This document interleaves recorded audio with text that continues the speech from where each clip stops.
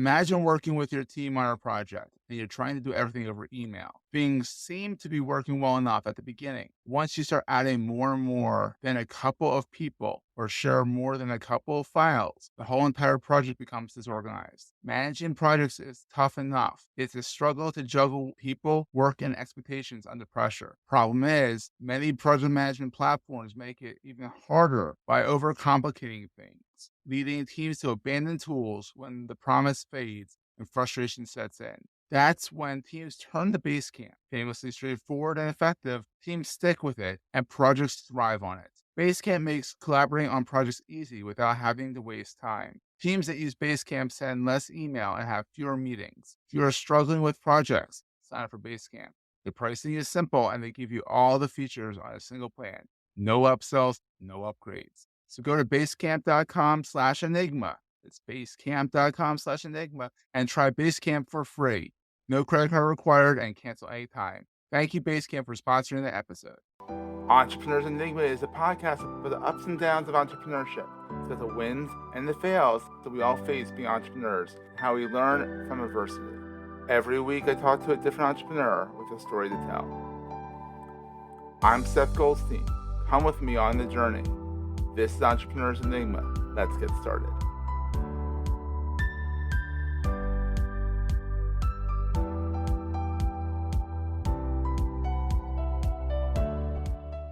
Hey, everybody. Welcome to another edition of the Entrepreneurs Enigma podcast. Today, we have a returning guest and also the chief poobah, the chief poobah of the MPN network that this show is on, and so is Digital Marketing Dive. The one, the only, the very unique Jason Falls. How's it going, buddy? Good, Seth. Thanks for having me back on the show. Yeah, this is fun because we had you back on, I don't know, way back when. I've had a long runway with this podcast. So we had you back when we were just starting out, and we were talking about more entrepreneurship because you were embedded in Cornett in Lexington, Kentucky. And since then, you've got the itch or lost the brain cells or have become insane. I don't know. You've decided to branch out on your own more. I mean, you've already kind of been an entrepreneur because you do the speaking, you do the book writing, you have all these side hustles of such, but now you're doing a full hustle, I guess is what you call a full court press of entrepreneurship here. And it's Falls and Partners or Falls plus Partners, however you want to say it. And it's still influencer marketing, correct? Yeah, I've been focused so much on influence marketing and building strategies for Cornett's clients for the last 3 or 4 years that I really just kind of came encompassed with it, and the opportunities through the podcast and the book and the speaking and all the other stuff I do just kind of kept coming. But, you know, Cornett's direction and vision was to be basically an agency of record, advertising agency for medium to large brands, and having one-off projects of influencer marketing coming in the door wasn't real appealing to me from my workload perspective. Yeah. And Christy Heiler, our owner and president and CEO, was like, you know, I would really rather have you focused on our clients. And so we started having that conversation because I felt the itch but I want to help these other people too. And to her credit, Christy said, I want you to do that, and I want to support you in doing that. That's awesome. So we both kind of agreed that for me to branch out and kind of go back to the consulting role, Cornett's client number 1, which is awesome. Awesome. That's a great way to start. Yeah. Oh my God. And so, yeah, I'm back out on my own at Falls and Partners, and that's what I'm doing. You have a good last name, so it works. It does. Falls and Partners. It sounds legit, dude. You know, it's funny. I told my son, he's a senior in high school. And he said, what are you going to name the new company? And I said, Falls and Partners. He goes, that's a terrible name. And I was like, well, that's your opinion, and you're 17, so I'll move on to the next thing. But when you were 17, for those who don't remember, you were doing radio, so don't knock it. 17-year-olds might know something, but I think Falls and Partners is good. I like it. I like it because it implies that I can't do it by myself. I have to have other partners to make the work complete, and that's exactly what I do. I mean, I come in and help with strategy. If I'm going to manage your influence program, which I can do, I'm going to bring in some help to do that, whether freelancers or consultants or other agencies. And so I like the name. I like it. It works well. And then it's got your jolly face all over it, which is always a plus. Well, some people would say that's a minus, but you know, it is what it is. No, because I mean, you are a brand. I mean, that's one of the things that people don't realize is that when you go out on your own as an entrepreneur, you need to make yourself a brand as much as your brand is a brand. It's very profound, but you've been a brand for a while too. Yeah, and to that point, which I think is an interesting little side discussion here. I started this company as Falls and Partners, completely separate from and intended to be separate from Jason Falls. I didn't want to build the entire brand just on my name. The Jason Falls brand, as it were, is pretty good thought leadership brand in the digital marketing, social media space. And that's my speaking and my writing and all of the stuff that's really personally me. Yeah. But when I'm working with clients, I wanted that to be a different organization. I didn't want to have me personally blended in with that to the point to where it was just, it's just Jason. Because Falls and Partners is going to be bigger than that. It's going to be me plus partners helping get these things done for our clients. That's incredible. And I want to make it to the point to where at some point I can walk away from it and it can still exist. Exactly. So having Jason Falls and Partners is a little too specific. Exactly. Right. Whereas if you think of Falls and Partners, I mean, Falls is pretty generic. I'm not trying to be downgrade your name here. Same with Goldstein Media. If you think about it, I mean, there's a lot of Goldsteins that could take it over. That's true. That's very true. So when did you branch out? Is it official, or are you still kind of embedded? Or November 1st is my official first day not being employed at Cornet, I guess. Well, that's exciting or terrifying. But it's exciting and terrifying. I've had a small panic attack about that already. Yeah.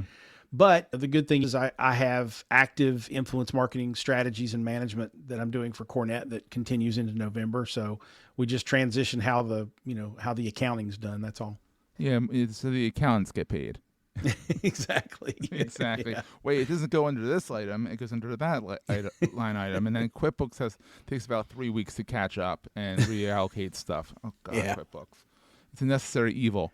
So I don't remember if we covered this way back when, because I'm not sure how structured the podcast was way back then, but it's gotten a little bit more structured since then.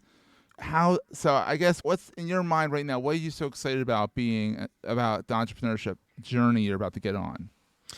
For me, I've always had this push and pull with entrepreneurship. I am a bit of a contrarian and sarcastic, and following the rules and punching the clock and reporting to a boss has never been 100% comfortable for me. Yeah. I like the fact that on my own, as my own boss, as an entrepreneur, I can work when I want to work, where I want to work, dress the way I want to dress. There's a lot of freedom in that. But the thing that pulls me away from it, or has pulled me away from it over the years, is I'm not the best financial manager in the world. I can manage a client's budget pretty well, but if I'm managing the holistic finances and business of a company, I feel underprepared to do that. It's a little terrifying. So the financial stress of entrepreneurship has always been the thing that I fear and throws me into a bit of a panic. But I've done this a few times. This is my second or third iteration of going out on my own. Ooh. I am older and wiser now. I have a little bit of a plan. Like the first thing that I did when I decided I was going to do this was I wrote a business plan. I'd never written a business plan before. So I just sat down and was more thoughtful and more organized about it. I immediately started tracking leads and started making sure that I was more organized about how I approach things. Yeah. And so I'm in a more comfortable place now than I ever was before. So I'm hoping that's a good sign.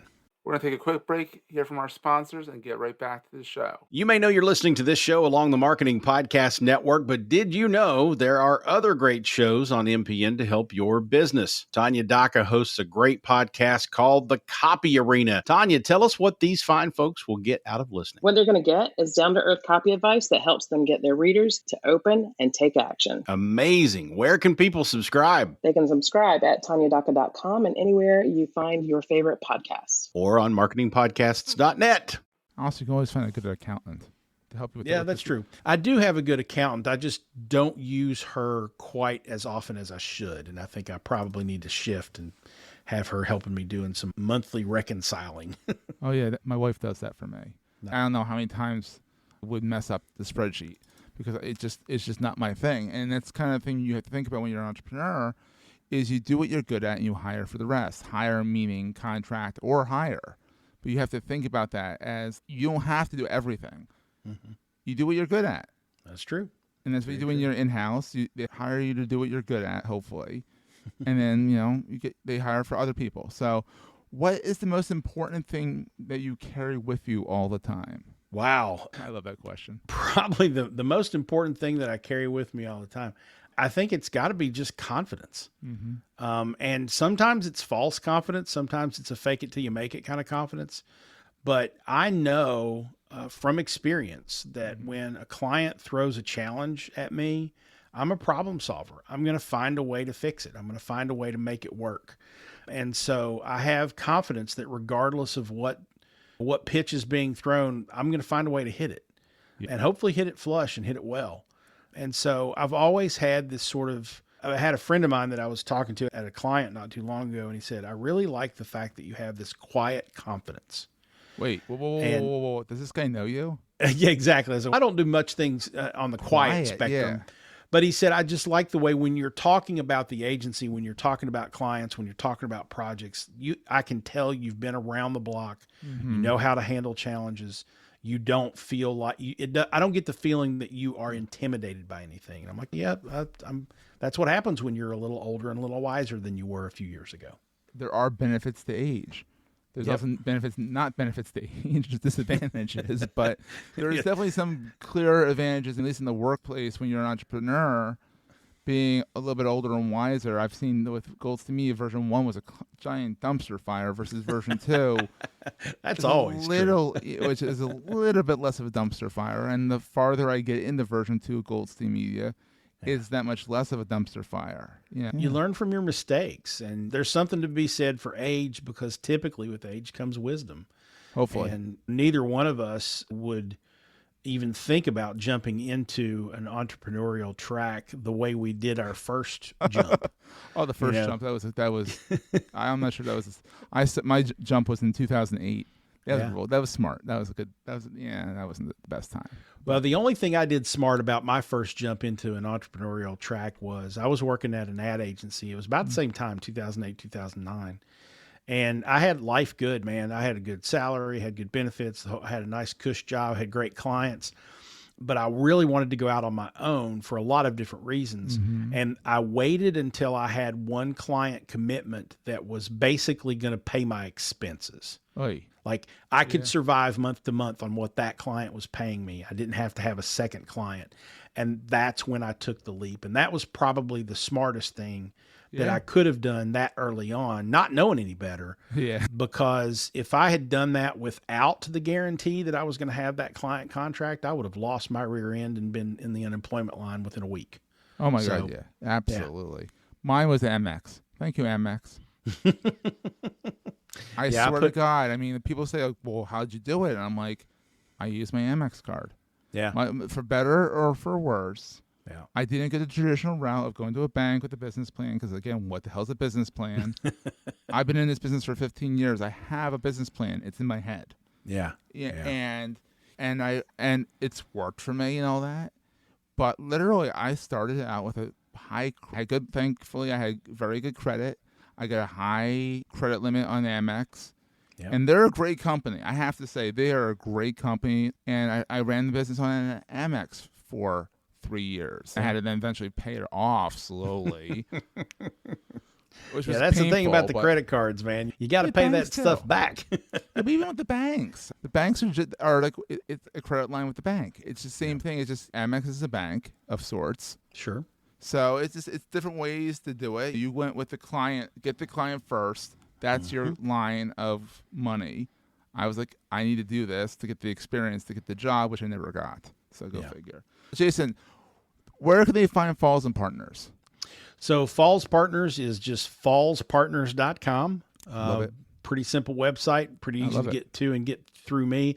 I'm also at jasonfalls.com. You can find me all over the social networks at Jason Falls as well. That's great, Jason. And congratulations.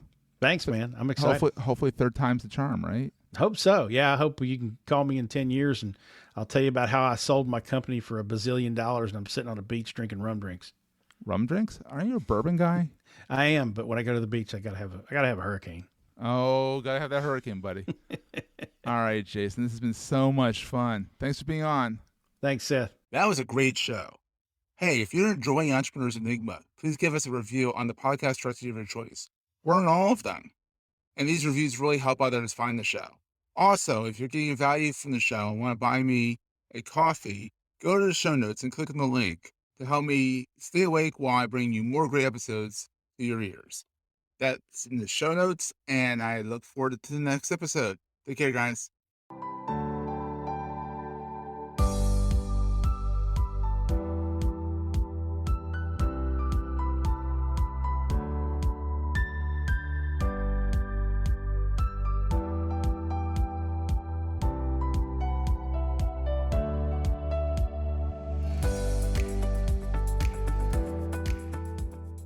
Goldstein Media hopes you have enjoyed this episode. This podcast is one of the many great shows on the MPN Marketing Podcast Network.